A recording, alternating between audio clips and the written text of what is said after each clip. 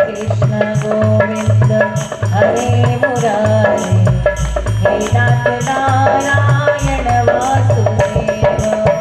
कृष्ण गोविंद हरे मुरारे, हे नाथ नारायण वासुदेव। राधे कृष्ण राधे राधे कृष्ण कृष्ण, राधे कृष्ण राधे कृष्ण राधे राधे कृष्ण कृष्ण, राधे कृष्ण राधे कृष्ण राधे राधे कृष्ण कृष्ण, राधे कृष्ण राधे कृष्ण राधे राधे कृष्ण कृष्ण, राधे कृष्ण राधे कृष्ण राधे राधे कृष्ण कृष्ण, राधे कृष्ण राधे कृष्ण राधे राधे कृष्ण कृष्ण,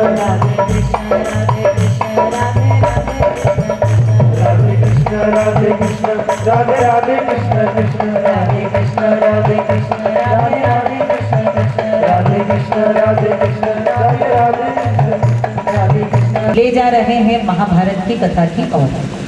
महाभारत का अर्थ है, भ का अर्थ है जिसमें भक्ति, ज्ञान और वैराग्य की रचना हुई है, जिसमें राजनीति की रचना हुई है, जिसमें कर्म की रचना हुई है, जिसमें भाग्य की रचना हुई है। और रथ का अर्थ है रचना। भ का अर्थ है भाग्य, कर्म और रथ का अर्थ है रचना। जिस ग्रंथ में भाग्य की रचना हुई है उसको कहा महाभारत। क्योंकि भाग्य जो है इंसान अपने हाथों से ही बनाता है और अपने हाथों से ही मिटाता है। अगर कोई कहे कि मेरे भाग्य में होगा तो मुझे बैठे बैठे मिलेगा, बहुत गलत बात है। अगर कोई ऐसा बोलता होगा तो वो बहुत बड़ी गलतफहमी में जी रहा होता है। कौन? जो कहेगा मेरे भाग्य में होगा तो मैं जहाँ बैठा हूँ वहां भी आकर के मुझे मिल जाएगा। ऐसा नहीं है। बिना कर्म के आपका भाग्य भी कभी आपका साथ नहीं देगा, क्योंकि अच्छा कर्म ही भाग्य का निर्माता होता है। होगा मेरा भगवान तो देगा मुझे बैठे बैठे, होगा मेरे भाग्य में तो मुझे मिलेगा बैठे बैठे, ऐसा थोड़ी है। घर में बैठ करके खाने का अगर शौक है, कोई काम करने का शौक नहीं है, तो फिर ऐसे कर्म करो जबरदस्त कि जिससे भगवान बैठे बैठे सारी व्यवस्था आपको दे दे। या फिर ऐसे आप बीमारी को गले लगा लो कि जिसमें हर काम आपको खटिया पर बैठे बैठे, पलंग पर बैठे बैठे मिल जाए। क्योंकि दो ही परिस्थितियों में आप बैठ करके खा सकते हो। एक तो जिसने अच्छे काम किए हैं उसको कुछ हलचल करने की जरूरत नहीं, परमात्मा उसे हर चीज बैठे बैठे उपलब्ध करा देगा। लेकिन और दूसरी परिस्थिति, शरीर को अगर कोई रोग लग गया तो वो भी खटिया पर बैठे बैठे हर चीज का उपभोग कर लेता है। लेकिन दोनों परिस्थितियों में सुख नहीं है, दोनों परिस्थितियों में दुविधा ही है, विपत्तियां ही है। और महाभारत विपत्तियों से मुक्त कराने वाला ग्रंथ है। भगवान अब हमें कर्म और मोक्ष की गाथा की ओर ले जा रहे हैं, महाभारत की कथा की ओर ले जा रहे हैं। एक बार उमरेठ नगर में महाराष्ट्र से कुछ लड़के वाले लड़की देखने के लिए आए। सोचा उन महाराष्ट्र वासियों ने कि उमरेठ की लड़की अगर बहू बना करके घर ले जाएंगे तो बहुत अच्छा होगा। क्यों? क्योंकि उमरेठ में आए दिन अच्छे आयोजन होते रहते हैं, तो यहाँ की कन्या को अपन बहू बने, ऐसा उन्होंने सोचा। अब लड़के वाले जब लड़की को देखने के लिए आए तो लड़की का नाम है श्रद्धा। बैठे लड़के वालों का खूब स्वागत हुआ, आदर सत्कार हुआ। लड़की से नाम पूछा कि बेटे आपका नाम क्या है? तो कन्या ने बताया मेरा नाम श्रद्धा है। कहाँ तक पढ़ाई हुई है? तो पढ़ाई भी बता दी, मैंने एमए किया है। अच्छा। फिर धीरे से पूछा लड़के वालों ने कि हमने सुना है तुम्हारे उमरेठ में आए दिन राम कथा गाई जाती है, राम धुन होती है, भागवत गाई जाती है, तो तुम्हें तो भागवत का कुछ न कुछ ज्ञान जरूर होगा। तो कन्या ने भागवत का एक श्लोक पढ़ करके सुना दिया। सच्चिदानंद रूपाय विश्वोत्पत्त्यादि हेतवे तापत्रय विनाशाय श्री कृष्णाय वयम नमः। तो लड़के वालों ने कहा अरे वाह, बिटिया तो बड़ी होशियार है, पहली परीक्षा में तो ये पास हो गई। फिर धीरे से पूछा रामायण का कुछ ज्ञान है? तो बोले हाँ है ना, रामचरितमानस की एक चौपाई गा करके सुना दी। तो लड़के वाले बड़े प्रसन्न हो गए, बोले रामायण का भी अच्छा ज्ञान है। फिर धीरे से पूछा लड़के वालों ने महाभारत के बारे में कुछ जानती हो? तो धीरे से कन्या ने मुस्कुरा करके कहा, बोले हाँ जानती हूँ ना। विनाशाय च दुष्कृतां धर्म संस्थापनार्थाय संभवामि युगे युगे।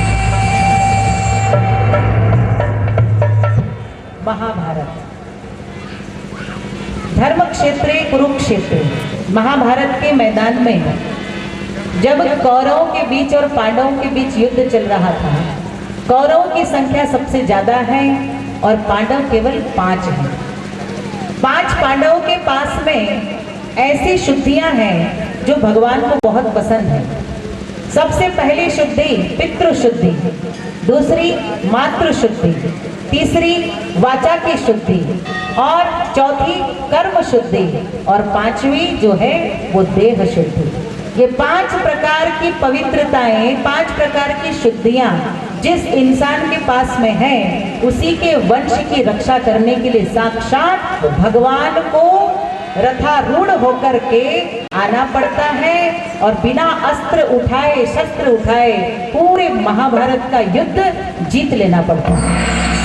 ठाकुर जी ने बिना अस्त्र उठाए, शस्त्र उठाए पूरे महाभारत का युद्ध जीत लिया, क्योंकि मार्गदर्शक कौन थे? परमात्मा थे। परमात्मा के मार्गदर्शन में जो भी इंसान कर्म करेगा, भगवान की तरफ दृष्टि रख करके जो भी संसार में कार्य करेगा, उसको परमात्मा विजय पथ की ओर अवश्य ले जाएंगे। ऐसा महाभारत में परमात्मा ने कहा है। हमारे भारत के जो प्रधान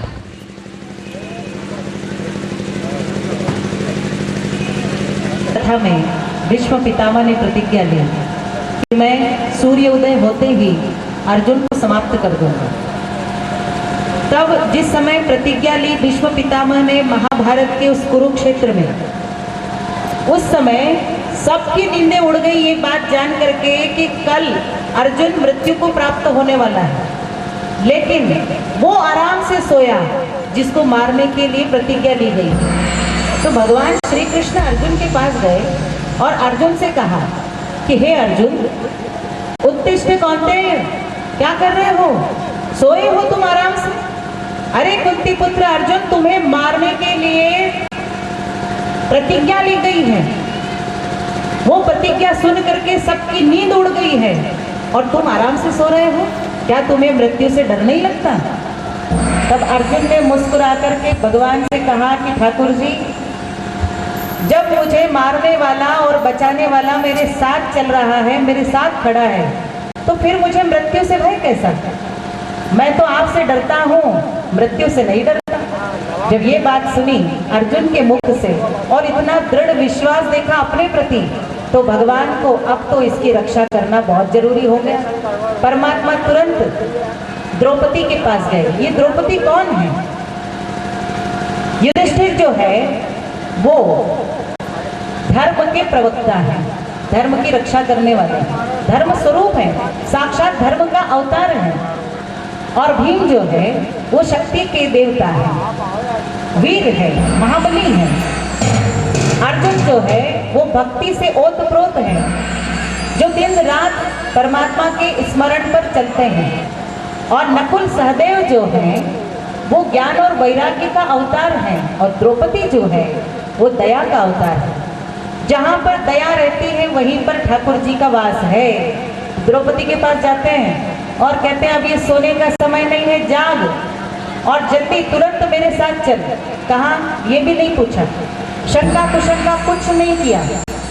परमात्मा ने आज्ञा दी, परमात्मा की आज्ञा परम मंगलम, ये जान करके द्रौपदी देवी मध्य रात्रि को तैयार होती है और ठाकुर जी के साथ जाने के लिए तत्पर होती है। उधर एक स्वरूप ठाकुर जी का कहा जाता है भानुमति देवी के पास, जो दुर्योधन की धर्म पत्नी है, जिसको भीष्म पितामह ने आधी रात को वरदान प्राप्त करने के लिए अपने कक्ष में बुलाया था। भानुमति जिस रास्ते से जा रही थी, ठाकुर जी वहां पहुंच गए और ठाकुर जी ने कहा कि हे भानुमति, तुम कहाँ जा रही हो? इतनी रात को तुम जहाँ जा रही हो, अभी तो मैंने देखा है, अगर किसी और ने देख लिया तो कहेंगे इतनी रात को देखो कौरव की बहू कहाँ घूम रही है, कितनी बदनामी होगी। तो मेरी बात मानो, ये समय तुम्हारे लिए उचित नहीं है, तुम वापस लौट जाओ।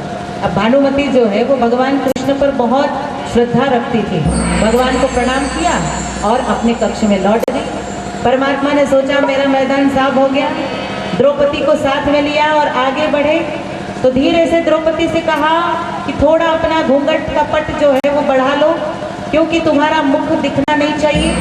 जिसके पास मैं तुम्हें ले जा रहा हूँ उस व्यक्ति को तुम्हारा चेहरा दिखाई नहीं देना चाहिए।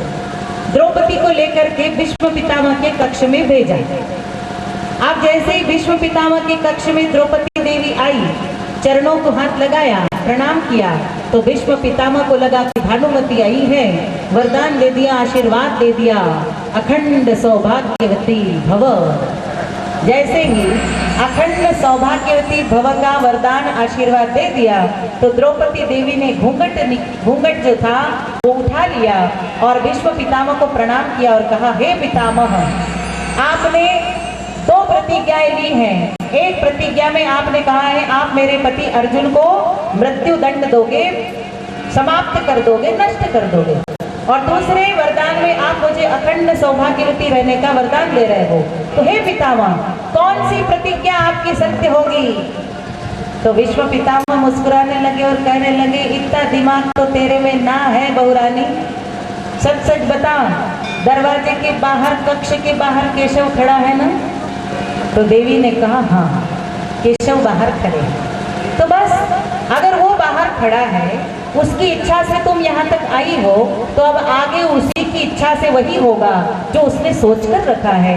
अब मुझे मेरी चिंता नहीं है, अब मैंने अपना सर्वस्व ठाकुर जी के श्री चरणों में समर्पित कर दिया है। क्यों? क्योंकि बचाने वाला भी वही है और मारने वाला भी वही है।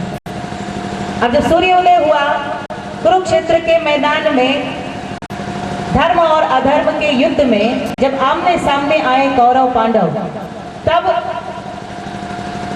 आज अर्जुन के रथ पर श्रीखंडी को खड़ा किया गया और जैसे ही श्रीखंडी को भीष्म पितामह ने देखा तो उसको देख करके आंखें लाल लाल हो गई।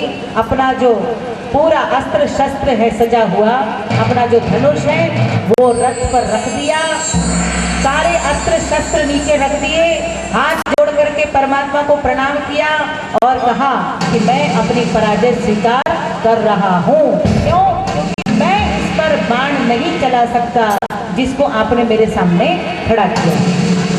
ना ये पुरुष है ना स्त्री है, मैं इसे कैसे मारूं? क्योंकि ये तेरी ही बनाई हुई एक अनूठी रचना है और मैं तेरी इस रचना का सम्मान करता हूँ। और युद्ध की नीति ये कहती है कि जब भी कोई वीर महापुरुष अपने अस्त्र शस्त्र बिना लड़े रख देता है तो इसका ये मतलब होता है कि उसने अपनी पराजय स्वीकार कर ली है। उस समय भगवान ने कुंती पुत्र अर्जुन को उठाया, कहा, हे अर्जुन, उत्तिष्ठ कौन्तेय, कृत युद्धात् निश्चय। हे कुंती पुत्र, उठो और देखो, तुम्हें आज प्रोत्साहित किया जा रहा है, इतने तीरों की वर्षा करो, इतने बाणों की वर्षा करो कि आज भीष्म पितामह उस बाणों की शैया पर लेट जाए और अपने कर्म की गाथा को याद करे। क्योंकि भीष्म पितामह पांडवों के और कौरवों के सबसे यानी सबसे बड़े और सबसे अच्छे साधक हुआ करते थे। अपनी साधना का दुरुपयोग हुआ, इसलिए आज इनको बाणों की सैया पर सोना पड़ेगा। और परमात्मा की आज्ञा से अर्जुन ने गांडीव उठाया, तीरों की ऐसी घनघोर वर्षा की जिस पर आज भीष्म पितामह को सोना पड़ा। और भीष्म पितामह परमात्मा को वंदन कर रहे हैं कि हे ठाकुर जी, आपकी इच्छा से आज मुझे ये फल की प्राप्ति हुई है। अब मेरी इच्छा ये है कि जब मेरे प्राण निकले तन से तो हे ठाकुर, तेरा चेहरा मेरे समक्ष हो, मुझे दक्षिणायन में मृत्यु ना मिले, मुझे उत्तरायण में मृत्यु मिले। मैं उत्तरायण में मरना चाहता हूँ क्योंकि मैं जानता हूँ दक्षिणायन में अगर मैं मरता हूँ तो मुझे नरक लोक की प्राप्ति होगी, और अगर मैं उत्तरायण में मरता हूँ तो मुझे तेरे देवलोक की प्राप्ति होगी। हे ठाकुर जी, मेरे सारे पुण्यों का क्षय मत करना, मुझे अपने चरणों में जगह देना। और आज विश्व पितामह भगवान की स्तुति कर रहे हैं, भगवान का नाम स्मरण कर रहे हैं, परमात्मा को प्रणाम कर रहे हैं। बोलिए सच्चिदानंद भगवान की। और कह रहे हैं, तेरे दर पे आने तुझे चाहता है, तेरे दर पे आने तुझे चाहता है, तेरे दर पे आने तुझे चाहता है, तेरे दर पे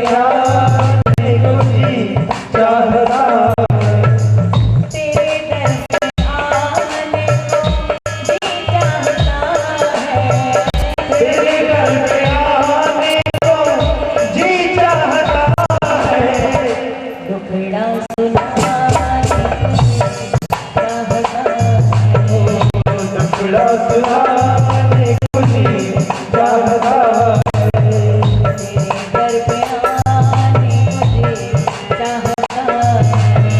तेरे दर पे आने को जी चाहता तेरे दर पे आने को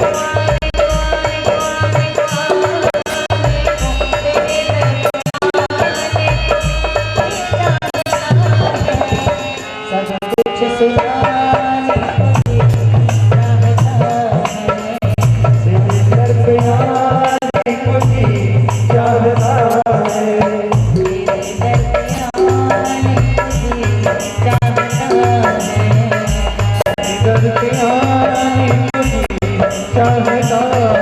चाहता है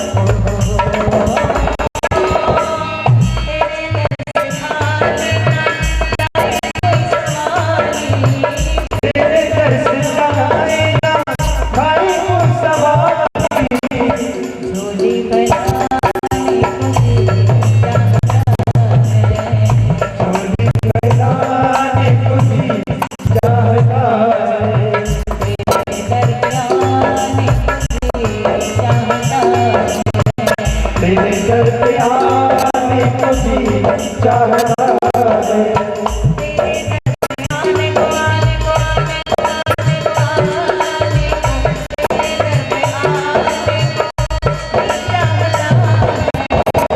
सब कुछ सुना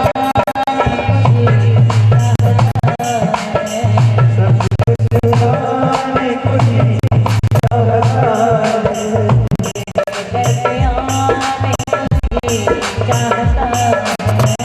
तेरे दर पे आने को जी चाहता है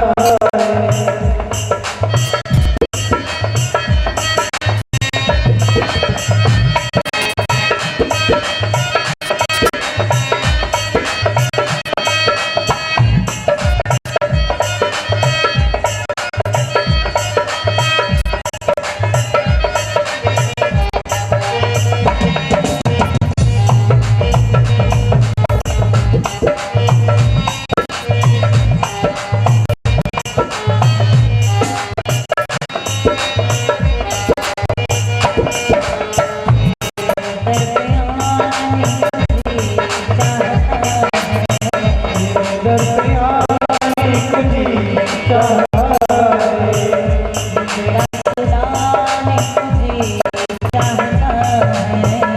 दुखड़ा सुनाने को जी चाहता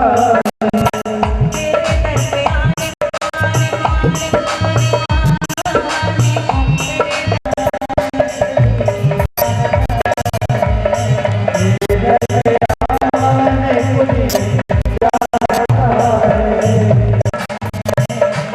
को जी चाहता है तेरे दर पे आने को जी चाहता है तेरे दर पे आने को जी चाहता है।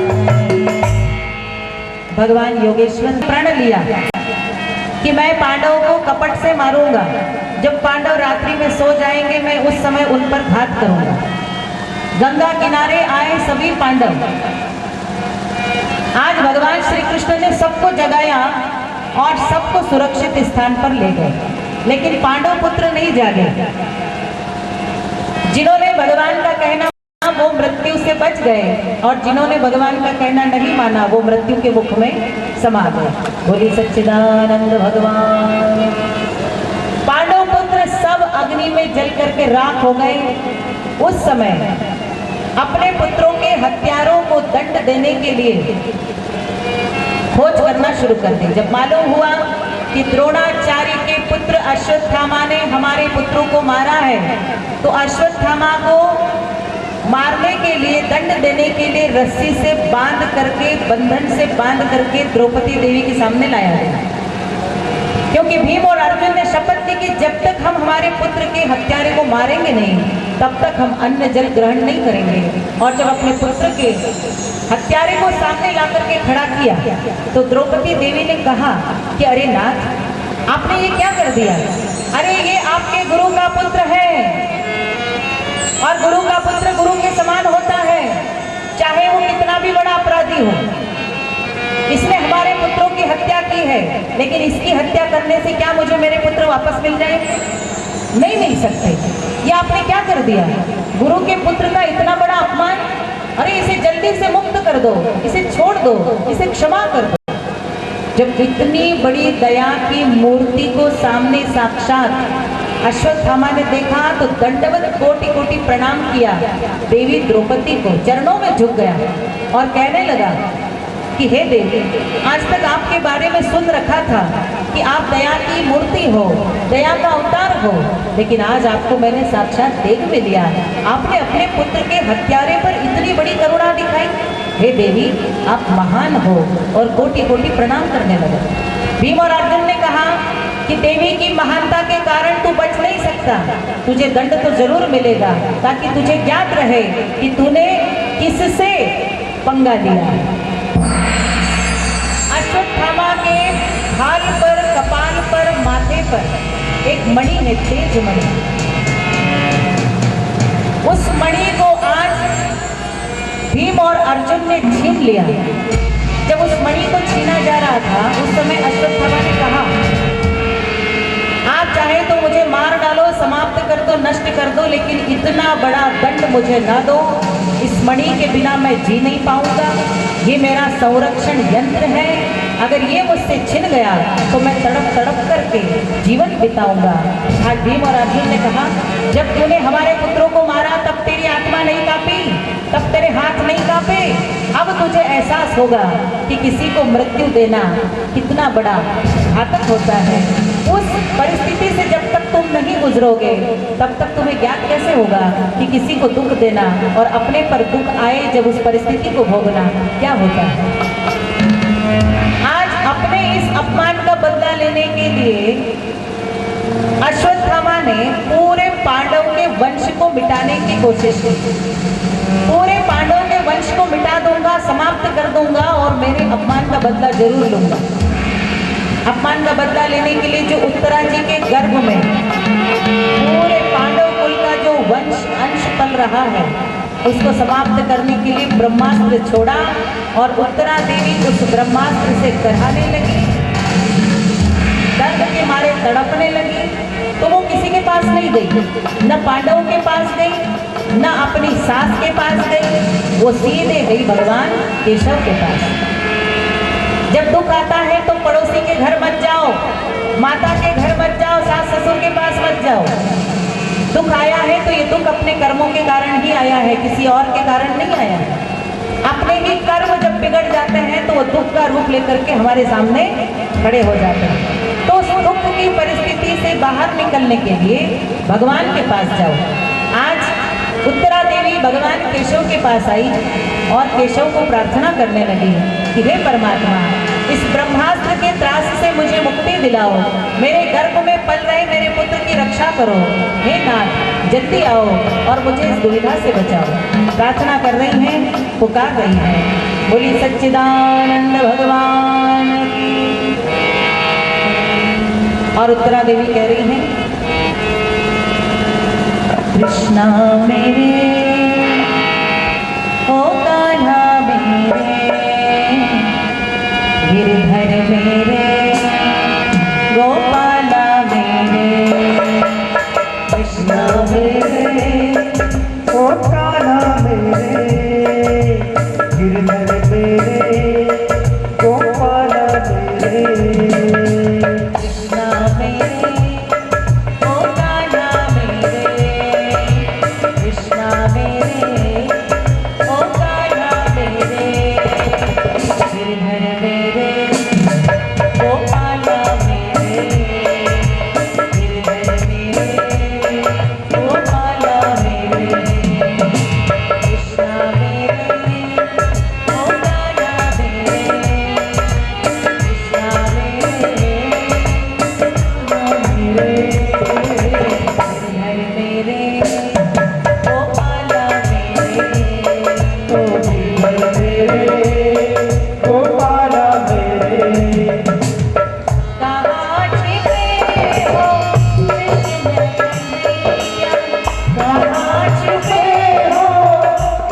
कृष्ण कन्हैया दर्श दिखाओ यशोदा के छैया दर्श दिखाओ यशोदा के छैया यशोदा के छैया कृष्णा मेरे ओ कान्हा मेरे कृष्णा मेरे ओ कान्हा मेरे गिरधर मेरे ओ पाला मेरे ओ गिरधर मेरे ओ पाला मेरे कृष्णा मेरे ओ कान्हा मेरे कृष्णा मेरे ओ कान्हा मेरे गिरधर मेरे ओ पाला मेरे ओ गिरधर मेरे ओ पाला मेरे गिरधर मेरे ओ पाला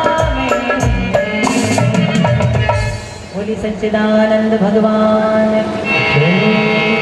परमात्मा उत्तरा की करुण पुकार सुन करके आए, ब्रह्मास्त्र को टुकड़े टुकड़े करके नष्ट कर दिया और उत्तरा जी के गर्भ में रहने वाले पलने वाले परीक्षित महाराज की रक्षा की। बोलिए परीक्षित महाराज की। और 9 मास जब परिपूर्ण हुए तो सुंदर बालक जन्म लेकर के आया। जन्म लेते ही इतनी जोर जोर से रो रहा है, इतनी जोर जोर से रो रहा है, आंखें बंद है, रोए जा रहा है, रोए जा रहा है। युधिष्ठिर घबराए, भीम घबराए, अर्जुन घबराए, नकुल सहदेव घबराए, द्रौपदी घबराई, कुंती देवी घबराई। कह रही बालक जन्म लेकर के आया तब से रोए जा रहा है, आंखें तक नहीं खोल रहा।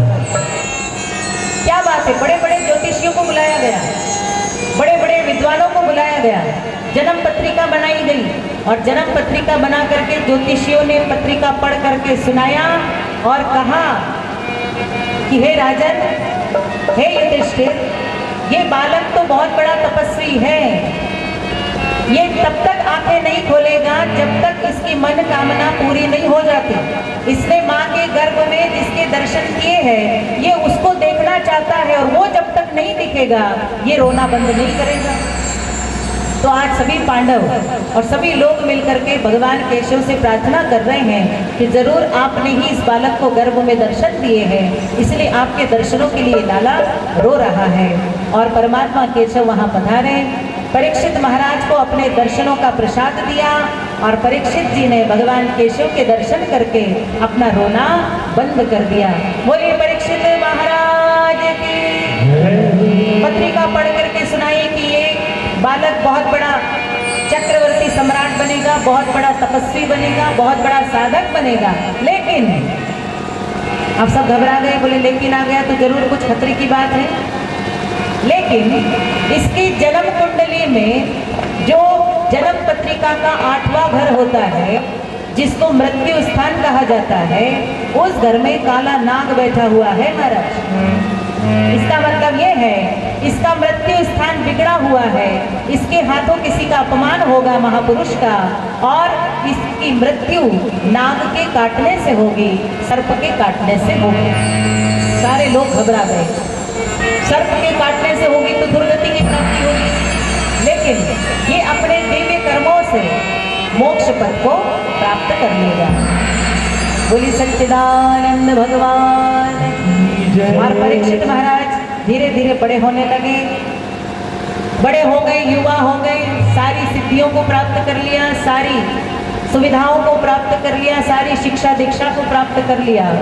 तब पांडवों ने स्वर्गारोहण की ओर जाने का विचार किया, परीक्षित महाराज को राजा बनाया। और एक दिन परीक्षित महाराज राज मुकुट पहन करके अपने राजमहल में घूम रहे थे। घूमते घूमते उन्होंने देखा जरासंध का एक मुकुट जो एक सुंदर से संदूक में रखा हुआ है।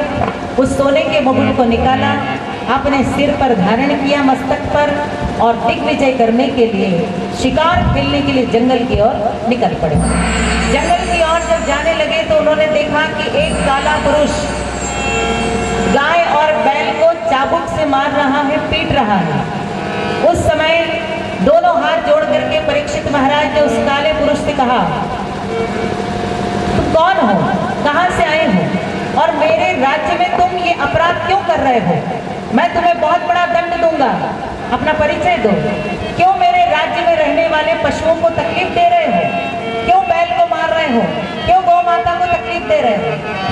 और जिस बैल को मारा जा रहा था वो बैल एक पैर से लंगड़ा था। परिस्थिति कलयुग की बताई जा रही है। आज परिस्थिति बिल्कुल वैसी ही है। आज हमारे सामने गौ माता पर अत्याचार हो रहे हैं, लेकिन हम कुछ नहीं कर पा रहे। क्यों? क्योंकि हमारी आंखों पर कलयुग का काला पर्दा डला हुआ है। चाह करके भी हम गौ माता की रक्षा के लिए प्रयास नहीं कर पाते।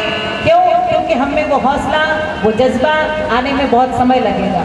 फिर भी जो भी लोग आज गौ रक्षा के लिए तत्पर हैं, वो सब परमात्मा के दूत हैं, परमात्मा के साधक हैं, परमात्मा के सेवक हैं। आज धर्म पर अत्याचार हो रहा है। जो धर्म की रक्षा करने वाले लोग